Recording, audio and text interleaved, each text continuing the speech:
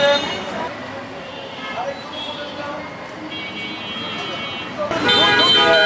আমরা সারা বিশ্বকে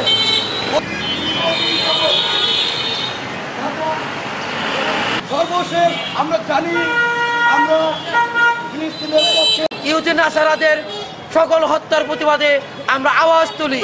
দিন ইসলাম, দিন ইসলাম, কায়েম হোক, কায়েম হোক, দিন ইসলাম, দিন ইসলাম, কায়েম হোক, কায়েম হোক। ফিলিস্তিনে গণহত্যা বন্ধ করো, করতে হবে। আমার ভাই মরলো কেন?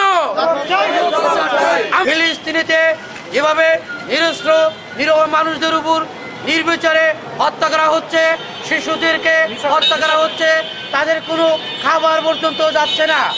আমরা আজকের এই অনুষ্ঠানের প্রিন্ট মিডিয়া, ইলেকট্রনিক মিডিয়া, সাংবাদিক ভাইদের মাধ্যমে প্রতিবাদ করতে চাই।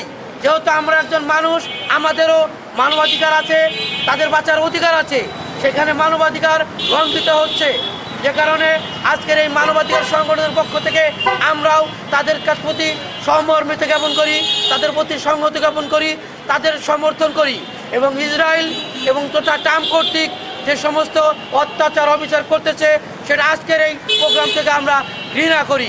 এবং ইসরায়েল যা করছে, এই প্যালেস্টাইন 67 সনে এই ইহুদিদেরকে জায়গা দিয়েছিল, ফিলিস্তিনিরা মানবিক কারণে তাদেরকে জায়গা দিয়েছিল, কিন্তু সেই মানবতা লঙ্ঘিত হয়ে আজকে যেটাকে বলা হয় ধর্মযুদ্ধ, ক্রুসেড, আমরা বলি ধর্মযুদ্ধ নয়, এটা স্বার্থের যুদ্ধ, মাটির যুদ্ধ, অধিকার নেওয়ার জন্য প্যালেস্টাইন এবং ফিলিস্তিন সমস্ত জায়গাটা মার্কিন যুক্তরাষ্ট্র এবং ইসরায়েল দখল করে সেখানে তো আজকে তাদের স্বরূপ উন্মোচিত হয়েছে, পৃথিবীতে নিন্দিত হয়েছে এই ধরনের প্রস্তাব, অর্থাৎ তাদের ভেতরের স্বরূপটা উন্মোচিত হয়েছে।